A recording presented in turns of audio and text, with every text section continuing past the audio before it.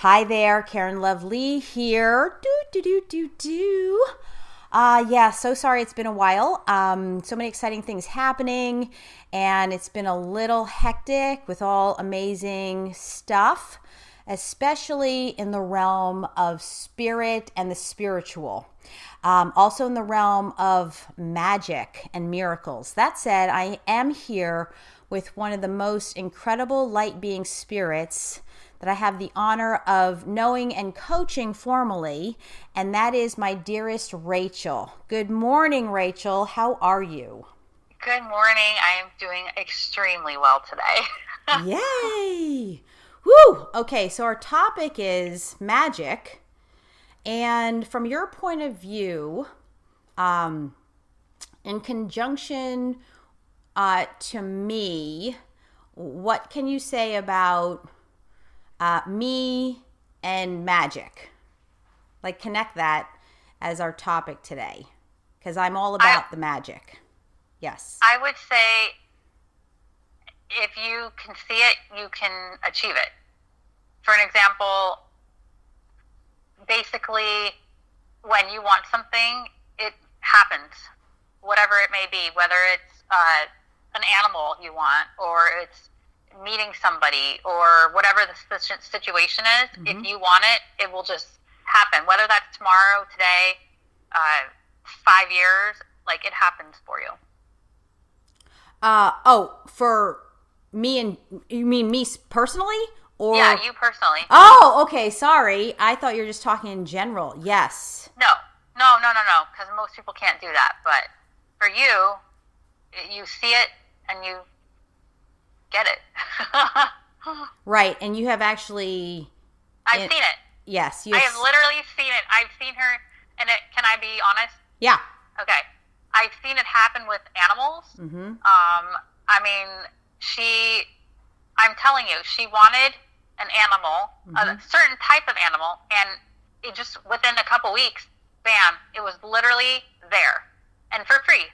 She didn't have to pay for it. It just showed up at her house. Hey, do you want this, Karen? Sure. And I've seen this happen actually more than just once. I mean, she's done with horses, with rabbits, with her lamb, with her dog. She just got a new dog a couple weeks ago, sent me a picture and said, oh no, didn't even send me a picture. I walked in and saw the brand new beautiful baby. Yes. And stuff like this, and she doesn't have to pay anything. Stuff like this happens out of the blue. They'll Mm-hmm. literally show up with the things that she wants without her even asking for it. Yes. Okay. Like, physically asking. Well, maybe she might ask for it around, but it just happens. And stuff like that, when you're that aligned and connected, that to me is a magic miracle. Mm-hmm. Yeah, so, truth be told, I do it easiest, fastest, best with animals. Because, here's a secret, because there's the least amount of attachment and expectation and the most amount of pure passion and desire and fuzzy feel good. That is imperative, and it's absolutely essential. Right. And that's why I do it over and over and over again. I mean, to the point where, let's talk about the new puppy. Okay? Oh my goodness, she's so cute. Yes. Now, she's not just any puppy. She's a soul, spirit, God puppy, meaning her spirit is that of an angel. And any way you want to call it, she's a soul spirit or angel spirit. Now, according to certain people, there's a distinction between the two, but let's just say it this way. Many people do not know that back in April, I lost the most divine spirited, beautiful dog that I rescued literally off the streets.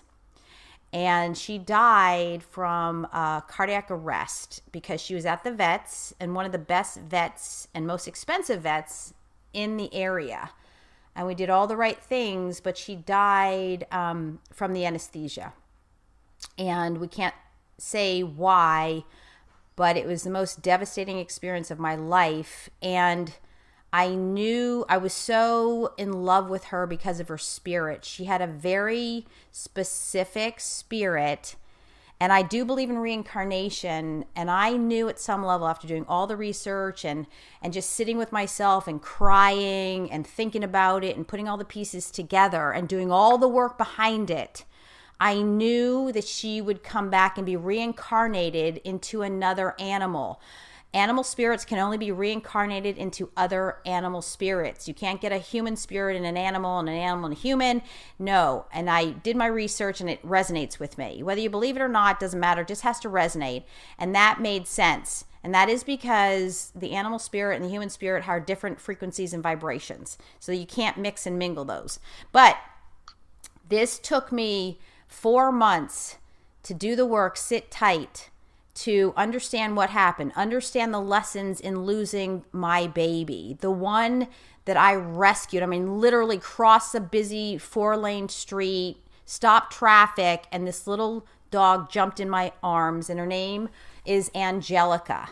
So that's the dog that I lost. And then what ended up coming through was the same spirit. It is Angelica to a T, and I mean identical, in just a little different body style.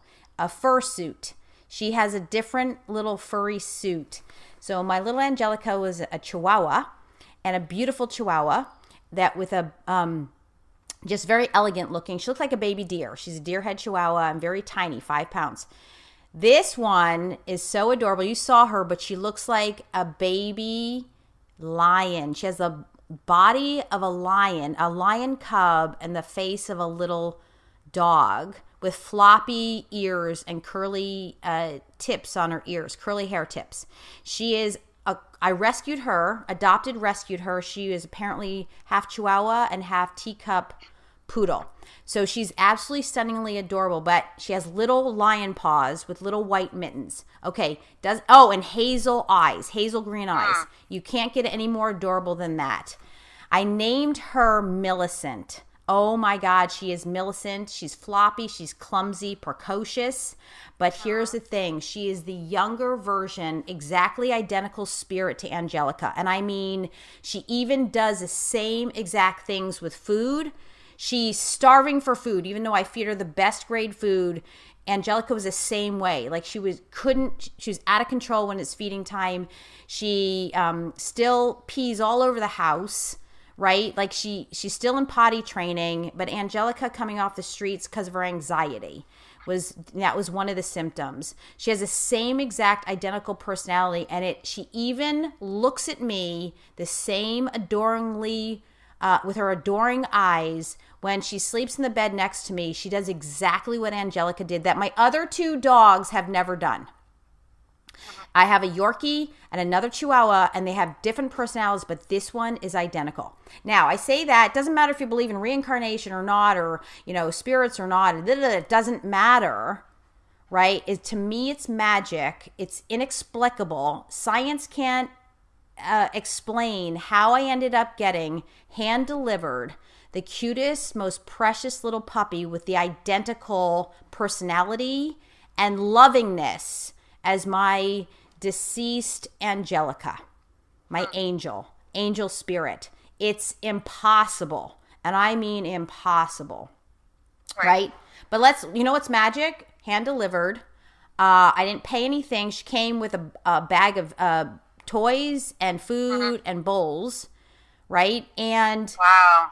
I paid nothing, and I just put it out to the universe, and I let it go. And yes, you have seen Dakota, the beautiful black and white paint horse. That was another thing on my wish list for quite a while. When I least expected it and forgot about it, he showed up, and he is absolutely gorgeous and has the personality to boot. Now, these are just animals. Now, again, I say, Rachel, and to everyone listening, the magic occurs when there's no expectations, no attachments, and we let it go, we forget about it, and we have the most amount of spiritual connection and passion, and that will do it based on the law of attraction. But we also have to take into consideration the unconscious, mostly unconscious and subconscious beliefs and mindset, Right. like what's happening there. If you have that clear as a bell and you have gotten rid of most of the wounds and pain from childhood, 0 to 19 years old, you have a much higher frequency and you have a much more brain power and inner spiritual power to create everything and anything your heart desires based on a mere thought. Napoleon Hill, Think and Grow Rich.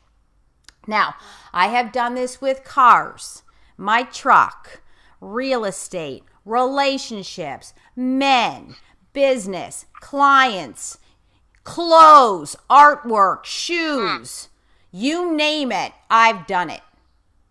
Wow. Uh-huh. So my question for you, and I know a lot of Yes. people are wondering, is what are 5 ways that you can stop attachment and or expectations and become in alignment so that you can attract everything that you possibly want? What are, maybe if you could break it down into baby steps for people that, aren't coaching with you. Yeah. 5 or whatever. It doesn't have to be less or more. But some really small steps that we can do to stop the expectations and or attachments that are preventing us from moving forward. Okay. Oh my God, that's a great question. So let's do this, right? And it's off the cuff, but the first thing that comes up is understanding unconscious, subconscious fear and doubt. That means you won't see it.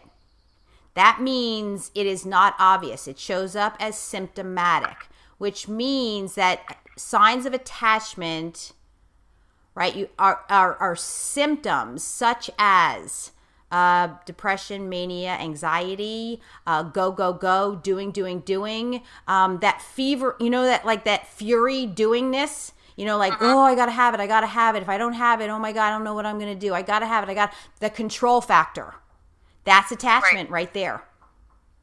Is understanding, so it's fear, is understanding the fear, but you'll not see it. It will show up as procrastination, distraction, right? Deflection. It will show up as, oh, are you ready? Going to the next business venture, the next thing, the next relationship, the next boyfriend, the next girlfriend, the next. Those are the symptoms of attachment because you're trying to get your deep-seated insecurities and those needs met through someone or something else. That's what leads to the attachment. That's number one, is understanding that everything's going to be based on our fear of not feeling good enough, our fear of not being worthy, our fear of not mattering, our fear of failing. That's number one. That's a big one. That's like it right there in a nutshell. Right? Is understanding. That's the part they don't tell you in The Secret. That's the part they don't tell you about the law of attraction. Is getting to the stuff that you don't know. So you have to be willing to detect the symptoms of attachment. I gotta have it. I gotta do it. If I don't have it, I don't know what's gonna happen. I'm gonna be so depressed. You don't even say that. You just feel a low energy. You're not even actually saying, oh, I'm depressed. You gotta watch your actions, right? Are you reactive? Is it on impulse, or is it conscious groundedness, creating solid proactivity? Does that make sense? Yes. Okay. So that could really be all 5 in that one sentence. You see how you could say? Wow. Yeah. Yeah. This is big. And this is the part that I had to study and figure out for myself because nobody was telling me because they didn't know themselves. The best of the best teachers and mentors and coaches. They didn't know to tell me all this, but I had to figure it out because I knew it was something more. Right? So the question is, right, how do you not be attached? Okay? Yeah, right? That's a good question. Yes. Right. And that's part of your question. Yes. Right? How to not be attached. So when you set your intentions for your desire, your dreams, your goal, your aspirations, you got to sit tight. You actually have to sit still first. And you've got to sit still and really feel it and think about it and journal about it. So you set your intentions. So let's say I want a new horse. or I want a new house, or I want a new client. Then you have to go, okay, yes, I want it. I can see it. Then you have to say, wait a second. Am I wanting this next thing, this next relationship, whatever it is, to prove that I'm worthy, to prove that and show people I'm good enough? Am I working to prove something to anything outside of myself? Does that make sense? Again, very deep. Am I doing this to show people I'm right? Am I doing this so I don't feel like a loser? Am I hooking up with another guy because I really want to and I'm ready and grounded and confident? Or am I trying to distract myself, or am I trying to feel good? Am I trying to mask actually feeling unworthy? Asking yourself the hard questions. Are you following me on this, Rachel? Yeah, it's pretty deep. It's super deep. Okay? Actually, I was just asked this the other day via text by my former professional baseball player friend. He texted me and he's like, Karen, I'm here playing softball. Any suggestions on how to, get to the blocks of attracting your dreams? Like, what? Okay, that's a deep conversation. Yes? Yeah. It's not like 1, 2, 3, 4. And if people are telling you that, I'm sorry, they're lying if you're into sustainability. That means creating magic and miracles, manifesting your dreams based on the law of attraction and Think and Grow Rich for the rest of your life, and being happy all along the way. Being happy and grateful most of the journey. Does that make sense? Right. That's what we're talking about. Just disclosures. This is not for the quick fix. This is not for the addict who needs to feel good in every moment. And that's what addiction is. Instant gratification. And it could be anything. Right. Mm-hmm. Okay? Super deep. We have to be willing to dig deep and train for it, to understand why we're attached to it in the first place. So usually the reason why we're attached is because we're trying to meet an insecurity or deep-seated need of inadequacy within ourselves through someone or something else. That's what attachment is. In other words, if I get the next car, I'm good enough. If I get the next boyfriend, it means I'm worthy.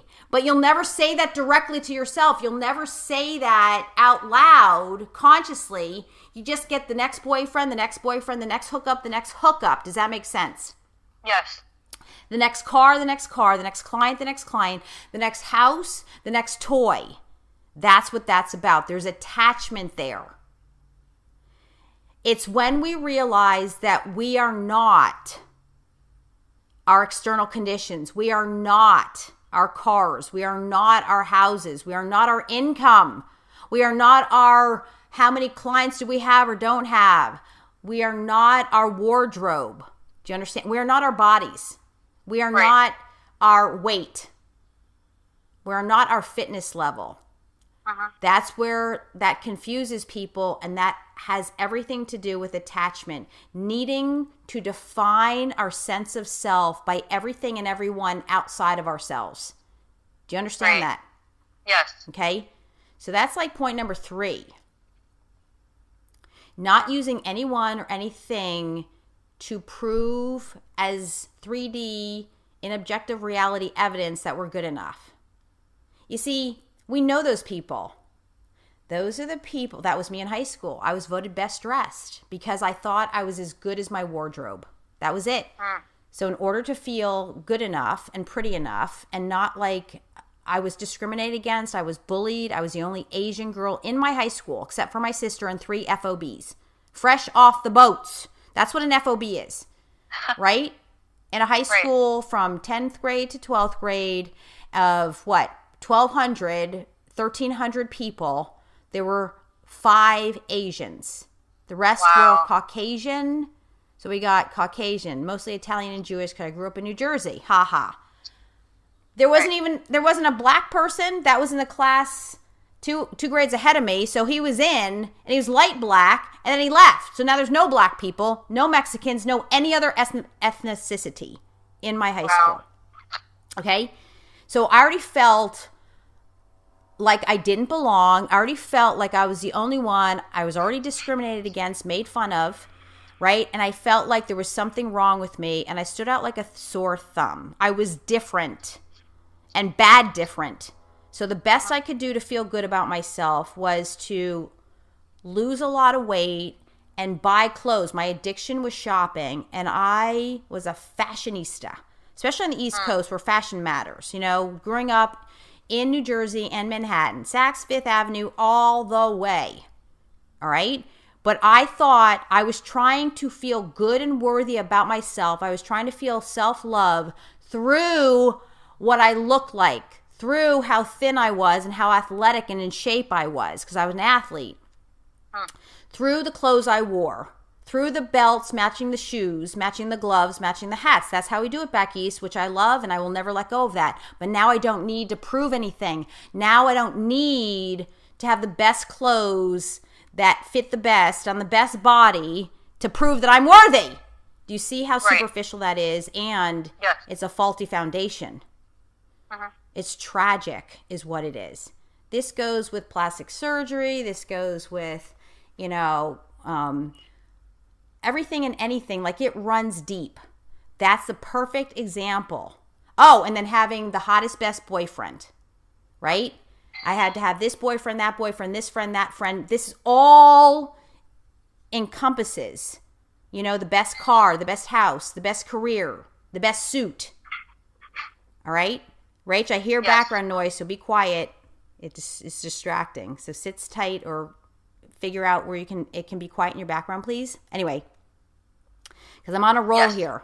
Thank you. Yes. Okay? So if we define ourselves by everyone and everything outside of ourselves, that is due to attachment. The need to prove our worthiness through external conditions and circumstances. Does that make sense? Yes. That's got to go. And how that goes, here we are to number 4, creating self-love and self-worth. Reprogramming the unconscious, subconscious mind to understand where the brokenness and wounds come from of not feeling good about ourselves early on in childhood, closest to age 2, okay? And understanding the programming in the brain, and then rewiring our brain to reframe our perceptions so that we can see that we are good enough and we never have to prove anything. We never have to prove our worth. We actually create our self-worth. And this could work in the form of positive affirmations, but if you always go back to understanding that everyone is whole and complete, everybody is worthy, and everyone matters, but you have to understand that even though you can't see it blatantly, that's how we get rid of the attachment energy, is by building our own self-worth, self-esteem, self-respect, self-love, right? Did I say self-worth? I'll say it again. Self-worth, self-worth, self-worth. Yes? Yes. Is building ourselves up as if we were a little baby child, a baby and a child again, and not justify it. To really own what is unique about us, what is special about us, what is great about us, what is good about us, and forgiving ourselves for not being perfect. Big one. You understand that? Yes. Okay? Not good enough. And don't compare yourself to anybody else. You are you, you're especially, you're unique, even though as human beings we are all essentially the same, but you have every right to say, you know what? I love me because. I love me because. Here's a great example of that. I always hated my legs. As a matter of fact, Rachel, you have those long, skinny legs, right? I always wanted the long, skinny legs, okay? And you're tall, okay? Long, skinny legs. I got these short frog legs, and I was, like, appalled. Like, what? Even my sisters are taller than me, and they had the skinnier legs, especially my deceased sister. She had like the skinny legs, right? Smaller bone. I hate my legs. I hate my legs. And then I realized, oh my God, frog legs means I had to reframe it in doing this work. I had to say, wait, I love my legs because frogs can jump fast and high. And I mean high. And they're strong, right? Also, my legs give me ability to do hip hop, my most favorite form of dance. Ta-da. Right. I am a sprinter. I have quick twitch muscles, and it makes the best athletic yet beautiful dancer on the planet is a frog legs. Not to mention those legs still have me dancing. I took 2 classes yesterday, by the way. And these legs, how interesting. When I was an instructor, one of the top instructors at Gold's Gym Venice, the mecca of bodybuilding, I worked in the aerobics fitness. I taught the fitness classes.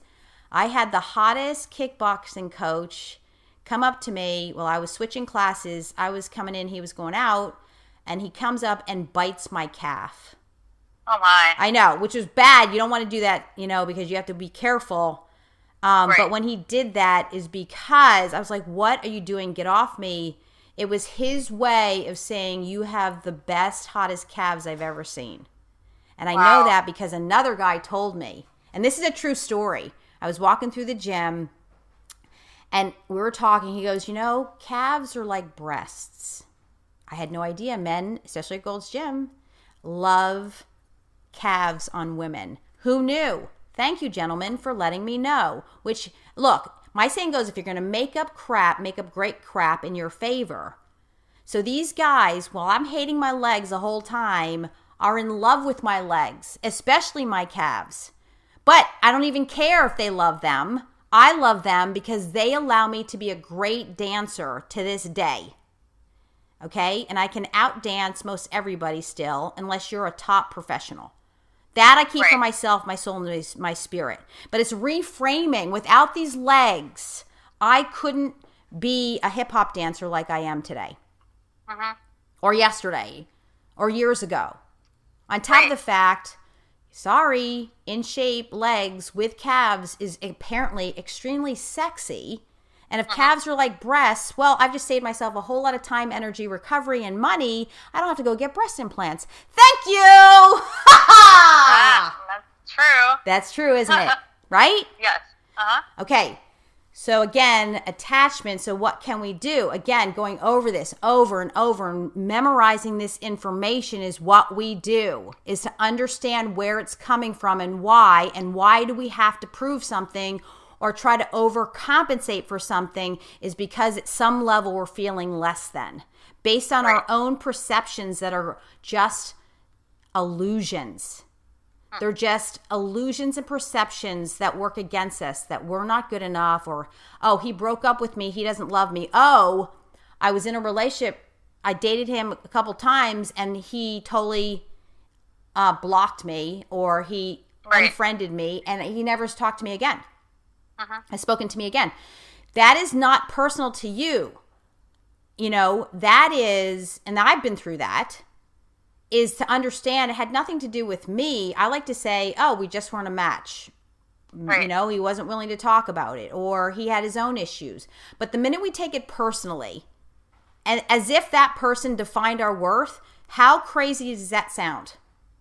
Pretty crazy. Yeah, to judge your self-worth by somebody breaking up with you or not breaking up with you. Divorcing you or not divorcing you. Right. Cheating on us or not cheating on us. Right? I've been cheated on. Right. Okay? If I said, oh my God, I'm a loser because he cheated on me, it's all my fault, who loses? I ultimately lose. Even if that were to be true, I was a jerk and so he cheated because I was such a jerk. It's still like, okay, but whether he breaks up with me or not, or cheats on me or not, doesn't define ultimately who I am. I control who I am. That's the only thing we have control over, is who we are in our beingness, how we feel about ourselves. And then that energy, that vibration, that spirit exudes, and that is radiated outward, okay? So what we can do, you don't even really need to do anything. Like there's not even 5 things. The quick answer is, but I'll make it number 5, is just focus on your sense of self and your self-love and your self-worth and understanding where your wounds came from in childhood and working on reparenting that inner child to build up their self-esteem and self-worth and self-confidence and self-respect. And then you don't have to go and define yourself by your circumstances and external conditions, and that'll do it. And to expect, no, there's no expectations. Expectations is also symptomatic, and it also sets us up for great disappointment. If we have expectations, then it's impossible to 100% of the time live up and into those expectations, isn't it? Yes, definitely. It's almost a big waste of time, is to expect something. The more we're grounded. All do that. I'm sorry, say it again. We all do that. Yes, exactly. So when I started to expect, I did catch myself when Angelica died. I'm like, I know she's coming back. Where is she? Where am I going to see her? Where I found her the first time, I keep checking that area. I was checking that area to see if another stray dog would walk down that same street. Isn't that crazy? Because I was attached. I needed it now. Why was I attached? To ease my guilt for not being a better dog mom, right? To fill the void of love. She was unconditionally loving, but too much so. She had separation anxiety. That was a problem. I needed her to fill the void in me to make me feel better about myself at some level. That's what I was attached to. Also the guilt of bringing her to the wrong doctor and doing the anesthesia to get her teeth cleaned, which she needed because she was a street dog and had green gums, and to get her spayed. Okay, she needed to be spayed. That was healthier for her, and I'm feeling guilty. That's ridiculous. I couldn't see it though because I was riddled with the guilt. Like I failed her. Just like, guess what it triggered? Like I failed my sister. Bingo. And guess what? It wasn't when I failed my sister when she died in 2006. I failed her from childhood at 6 years old when she was crying in the bassinet and I was too afraid to pick her up. That's where that initial failure came from. At 6 years old. And it replays over and over and over again. Good, Rachel. I know that you're getting this. This is super deep for the super, super dedicated people who want to elevate their consciousness. And I love that you so get it. Yes. Okay? So I was attached to having Angelica back immediately to soothe my insecurities, my soul. Not because she's a beautiful spirit to grace the planet with her energy. You see the difference? I needed her back so I could feel better about myself. I was attached. I had expectations. When's she coming? And lo and behold, I worked through all of that because I know all of this works and then some. That's why I specialize in it. And I do it because I am my own best, worst client case study. And the moment I let it go and forgot about it, I'm like, you know what? I realized I was using another dog as a Band-Aid to mask my inner pain and guilt. I let it go as a conscious choice. I said, no, I don't want to do that again.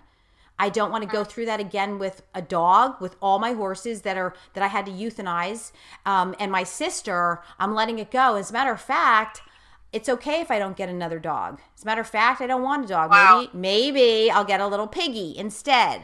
Haha, which you know about too, because you saw me looking at baby pigs, right? One of the privileges that you have is to hang out with me and see how I do my life, yes, as my client. So, So then I said, no, I don't need anything. I am actually going to focus on my career, and I completely forgot, and bingo, that's when it happened. To the point where my neighbor said, oh, I think there might be a puppy for you. And I said, really? Okay. And then a week went by and I go, is that puppy available? She goes, no, sorry, it's already been rescued, adopted. And I even had bought, I believed, without any attachment or expectations, I bought a little costume for my new baby dog coming in, but I wasn't attached to it, and I didn't expect it to show up. I just said, I believe. This is symbolic of my belief, which I rarely do. But this time I had to because the costume was so darn cute. And then, boom, when I forgot about it, that's when I got the text message. Yes. And as a matter of fact, she goes, hey, you busy? I want to show you something. Can I come over? I said, no, I'm busy. And I was like, I can't deal with it. Yeah. I'm like, nope. I have to work and I'm doing this because I was so now into my purpose and my next big project and doing all my stuff. And she's like, she kept texting me, well, let me know when you're available. Sorry, busy. I said, maybe tomorrow. I kept putting it off because I didn't know. I actually pushed it. I was like, that's negative attachment. That's what I call negative attachment. Is I didn't even know, didn't even care, didn't even think that she would have the puppy ready to hand deliver to me, which was exactly the case. When I said no, maybe tomorrow, she texted me a picture of the dog. And I said, oh, bingo. I called her right up. Now, I even said, Karen, are you sure this is it? Are you sure you want to take this and see the puppy? Sleep on it because you're tired right now and wake up to make sure I wasn't attached to it, to make sure I was standing in my pure passion and desire and not going for yet another quick fix or addictive, instant gratification. Do you see how super conscious I was, even with the little puppy? Yes. Okay. And then when that happened, next morning I said, okay, bring her over. And then you saw her. And she's the most adorable little mischievous, I call her Millie Monster. She's Millie Monster and Silly Millie because she's so frumpy. She literally has the body of a baby tiger cub. Or lion cub. Okay. Thank you. This is amazing. Yeah. So do you see this? How this works? Yes, absolutely. And negative, I call it negative attachment because I completely forgot and I had already moved on. I said, maybe it's not a puppy. I'm good. I know it's coming. I'll even buy a little costume, but another puppy will show up. I don't know when. I don't know what. I think I'll even think of a horse. And I wasn't attached to that either. Then I let it go. And sure enough, oh my God, I just went to look at 2 horses. My equine chiropractor. More magic. It's when you least expect it. It's when you let it go and you realize you don't need it to prove anything. I didn't need it to fix anything. I didn't need it to mask any pain. And that's when I was free. And that's every time, all the time, does every single magical thing show up in my life. And I'm talking clients, money. Oh, we didn't even talk about money. Oh my God, real estate, money. I was in a lawsuit. I won for my mortgage. It was around mortgage fraud and holding my loan servicing companies accountable for mortgage fraud. I even got a settlement check. What? I got a principal reduction. I got ridiculous things in that. And they're like, oh yeah, and then you'll be getting your settlement check. It wasn't, right? It's like, what? Yeah. I didn't, and I'm like, don't even send me the check. Just put it toward my mortgage payment. Are you insane? Right? And not only that, they sent me 2 checks, one by accident. They had to stop payment on it. And I'm like, what? I got 2 checks. That is so weird, right? From 2 different departments. They didn't do it right, so they had to take 1 check back. But the point is, I got 2 checks written out to me in spiritual karma. Does that make sense? Huh? We're talking hardcore cash. Over and over again. Amazing. And it was so dumb. I didn't even need to touch a cash. I was like, this is ridiculous. Just put it toward my mortgage payment. Even take it as an interest payment, not even toward my principal. I don't care. Don't waste a stamp and send it to me. That's ridiculous. But they did anyway because I have to do it according to their protocol and all their stipulations and guidelines. Blah, blah, blah. Okay? But we're talking everything happens this way. And the less I try to control it, force it, dominate the situation, the easier and more effortless it is, and the more magic happens. This could be a 7-day podcast. The more magic happens. Okay, so sorry, I went a little overboard there, but there's 5, not more than 5. That's amazing. Mm-hmm. Any questions about anything I said? No, I'm just processing it all. Okay, beautiful. So does that help? Did that answer your question as to what you can do and who you have to be in order to create magic over and over again and then practice it? Great. I don't have any questions. I think that was so much amazing information that everybody will love it. Yes, thank you. And I appreciate that so much. Now, there is one disclaimer, is that the unconscious mind is so insidiously wicked and works against us and undermines us that the only way to sustain this and practice it effectively and efficiency for speed and velocity, which is the same thing, okay, is the coaching. Right. Which you know, because I have to be there to help people see what's hidden in the unconscious vault, and it's a vault. And that, the only reason you would hire me as a coach is to save you time.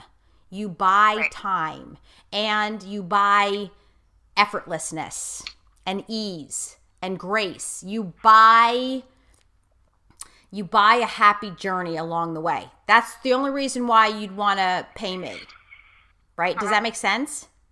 Yes, definitely. If you're on the fast track and you want the least amount of pain and anguish, and you want to be happy most of the time and have the most magic as soon as possible for the longest amount of time. Right. Okay? Hashtag lifelong magic, lifelong magical life, and dreams come true. Okay? I love that. Yes. So thank you, Rachel. Any last words? Thank you. Any last words of wisdom? Was a lot of information. Yes. Okay, digest that. Thank you for asking the questions and handling the deep answers. And thank you for being such a brilliant spiritual light being and miracle on this planet for all of us. You're incredible. Thank you so much. You're welcome. Okay, thank you all. And you can contact me at KarenLovely.com, KarenLovely@gmail, hashtag KarenLovely. Thank you. I love you all. Dreams come true and create magic always. Bam.